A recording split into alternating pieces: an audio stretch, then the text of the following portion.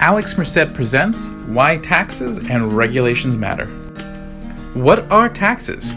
Any financial compensation imposed by government with the threat of force. Think income taxes, sales taxes, licensing fees, tariffs, etc. What are regulations? These are rules imposed by government to control or limit personal or business behavior at the threat of financial, legal, or physical harm. Why does it matter? Regardless of whether you think they are justified or not, taxes and regulations are a cost that has effects on behavior. How are regulations a cost? Some rules require costs to comply with. You have to buy equipment, hire vendors, and there's also a cost in the legal assistance to oversee compliance. But companies are already super profitable, so why does it matter? Not all companies are profitable, and those that are marginally getting by will find themselves out of business real quick.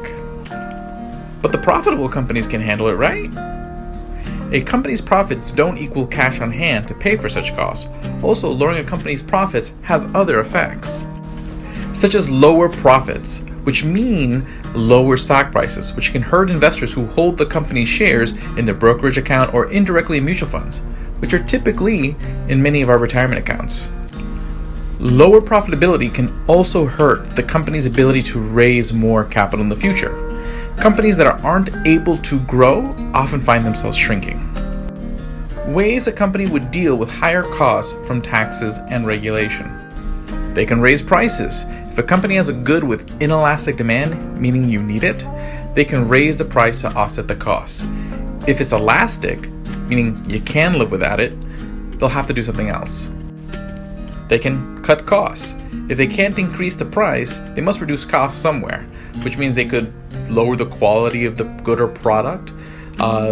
They could have slower wage growth, cut back people's raises, or even just cut back the jobs altogether. Consolidation. Companies that once saw each other as competitors, trying to beat each other out in the market, they begin to merge to offset the costs of all the regulations and taxes with the benefits of doing business on a larger scale. This leaves only a few large corporations in that industry instead of having many smaller competitors. How this affects you. Higher costs of goods and services results in your paycheck purchasing less and less, so over time you continue to further feel the pinch. Company cutbacks can result in a lower quality of workplace atmosphere as they cut costs. This also means some may be laid off, and those left behind are expected to do more, creating a more high-stress environment. Consolidation results in a few large companies with less jobs for everyone and much greater political power in those few companies, making corruption inevitable. Hold on, it gets worse.